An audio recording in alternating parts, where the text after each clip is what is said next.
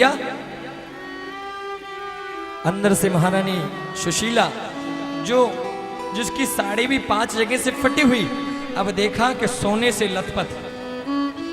लथपथ पूरी जब आई सुशीला जी तो सुदामा जी पहचान नहीं पाए। देवी आप कौन है? सुदामा जी के चरणों में आकर के सुशीला जी गिर गए, कहने लगे प्रभु आज आप द्वारकाधीश के पास में गए तो उन्होंने इतना दे दिया, हम सोच भी नहीं सकते थे। मैं तो सोचती थी कि थोड़ा खाने पीने के लिए मिल जाएगा, लेकिन उन्होंने तो खुद से भी ज्यादा हमें दे दिया। अरे वो तो और भी देने वाले थे, वैकुंठ लक्ष्मी ने रोक लिया है। सुदामा जी कहने लगे देवी ये आपको, आपकी धन दौलत कोठी बंगला आपको मुबारक, हम तो जा रहे हैं तपस्या करने। और सुदामा जी कहने लगे देवी मैं जा रहा हूं, तो पीछे से आवाज आई सुदामा सुदामा सुदामा। और जैसे ही मुड़ करके देखा कन्हैया प्रकट हो गए, कहने लगे सुदामा ये तो मैंने सब तेरे लिए दिया है भैया, ये सब तेरे लिए दिया है।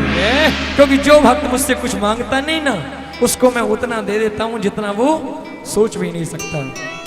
सुखदेव जी कहते हैं राजन, आगे की कथा में आता है सूर्य ग्रहण के समय मेला लगा और मेले के समय सभी ब्रजवासी नंद बाबा यशोदा मैया कुरुक्षेत्र में सूर्य ग्रहण के समय आए। और जब कृष्ण की पत्नियों को, रुक्मिणी आदि महारानियों को पता चला कि आज ब्रज से नंद बाबा, ग्वाल बाल, माता यशोदा और राधा रानी आई है, तो सब पटरानियां सोचने लगी कन्हैया हमें जाकर के राधा रानी को दर्शन करना चाहिए। राधा रानी का दर्शन करने के लिए गई और कहने लगी हे राधा रानी आप धन्य हैं, क्योंकि कन्हैया तो सदा सिर्फ आपका ही नाम रटते हैं। हम इनकी पत्नियां हैं लेकिन हमें नहीं चाहते, ये आपको सदा रटते हैं। कहा कि राधे तू बड़ भागिनी कौन तपस्या की, राधे तू बड़ भागिनी कौन तपस्या की, 3 लोक तारण तरण है तेरे आधीन, 3 लोक तारण तरण है तेरे आधीन। हे राधे रानी आप धन्य हैं। रुक्मिणी महारानी दूध लेकर के गई, कहने लगी श्री राधे जी मैं आपके लिए दूध लेकर के आई हूं, यदि आपको बहुत बुरा ना लगे तो आप इस दूध का पान करो।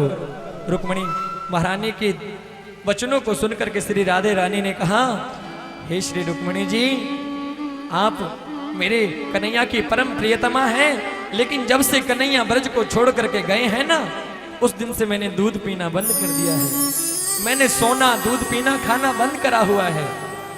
रुक्मिणी महारानी ने कहा देवी ये दूध किसी और ने नहीं, कन्हैया ने ही भेजा है।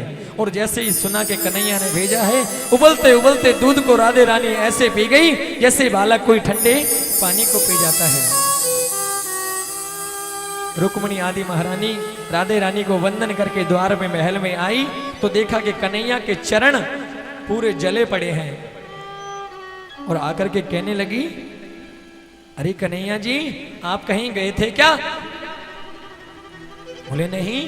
तो आपके चरण कैसे जल गए, आपके चरणों में फाले कैसे हो गए? कन्हैया कहने लगे अरे रुक्मिणी ये तो तुमने ही तो डाले हैं। बोली प्रभु मैंने तो ऐसा नहीं किया।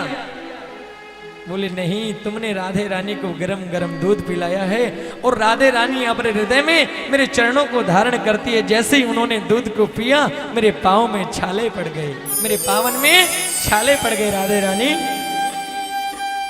ये देख करके लीला रुक्मिणी महारानी तो कन्हैया के चरणों में पड़ गई। प्रभु आपकी माया धन्य है, हम आपके भाव को पहचान नहीं सके।